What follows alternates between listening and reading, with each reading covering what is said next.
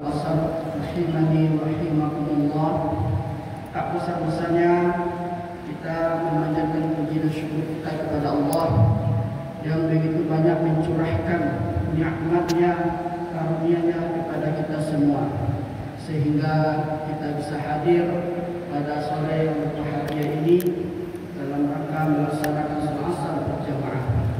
Salawat dan salam tidak lupa pula kita panjatkan buat junjungan Nabi kita Muhammad sallallahu alaihi wasallam. Bapak Ibu jamaah salat asar rahimani wa rahimakumullah, pada tausiah singkat hari ini kita akan mengambil sebuah judul, yaitu indahnya memahami Al-Quran dalam bingkai bahasa Arab. Terlepas dari asal-muasal pengambilan judul ini, yaitu indahnya memahami Al-Quran dalam bingkai bahasa Arab, itu melatar belakangnya dari surat Yusuf ayat 2. Di sana Allah Subhanahu wa taala mengatakan, "Inna anzalnahu Qur'anan Arabiyyan la'allakum ta'qilun." Sesungguhnya kami menurunkan Alkitab, yaitu Al-Quran, dalam bentuk berbahasa Arab.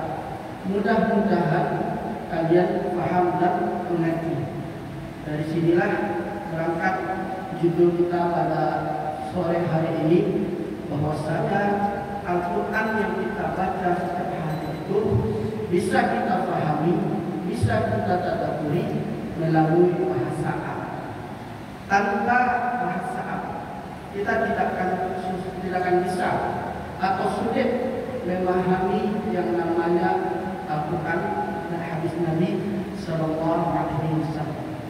Sekarang Bapak Ibu yang dirahmati, kita ambil sebuah contoh dari surat Al-Haqqah ayat pertama sampai ayat ketiga. Kita di sini akan melihat bagaimana dahsyatnya bahasa Arab itu, sehingga kita bisa mudah memahami Al-Quran, mudah memahami kalamullah, mudah memahami firman Allah Subhanahu wa taala dengan bahasa Arab.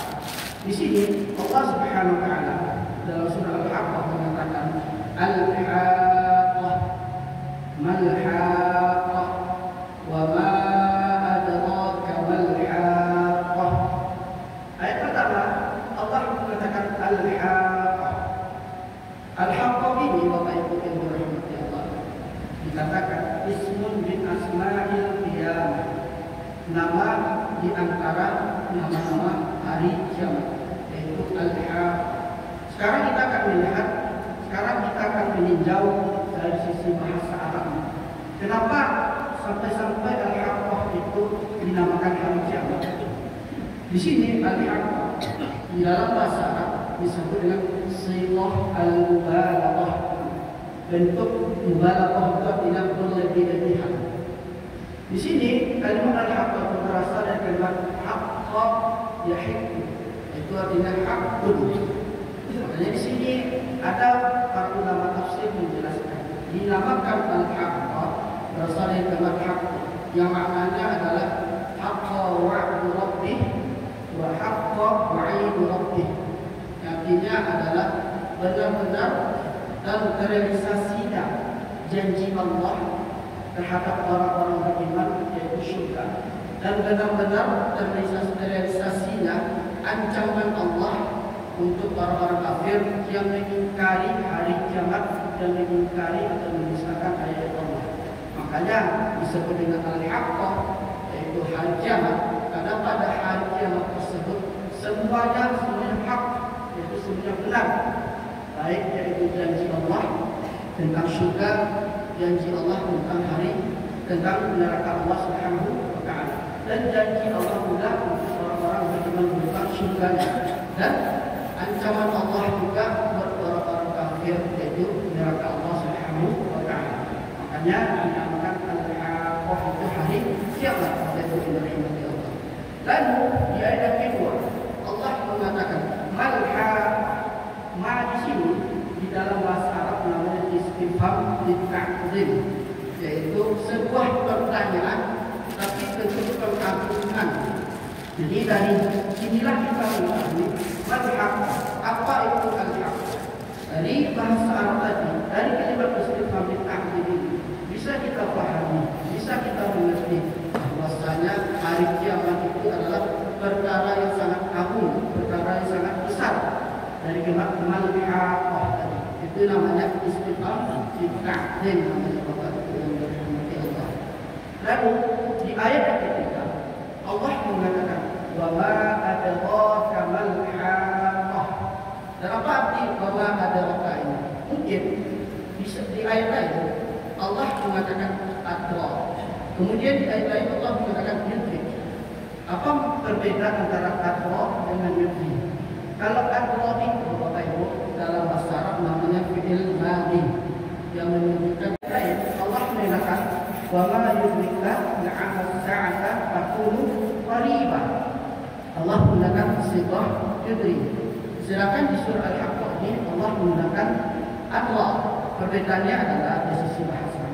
Kalau kita jumpai di dalam Al-Quran, di dalam hadis Nabi Sallallahu Alaihi Wasallam berbentuk fi'il madhi, itu bermakna mungkin, itu bermakna pasti. Dan juga di sini ulama tafsir dijelaskan Allah menggunakan kalimat wa ma adraka itu bermakna Allah Subhanahu wa taala akan memberitahukan, Allah akan memberikan kabar tentang hari kiamat tersebut. Maksudnya di sini adalah Allah Subhanahu wa taala di dalam surat tersebut juga akan menjelaskan apa itu al-haq, al-haqqah. Sama kayak al-qari'ah, mal qari'ah, wa ma adraka mal qari'ah. Ayat selanjutnya itu adalah jawaban dari wa ma adraka di ayat Allah.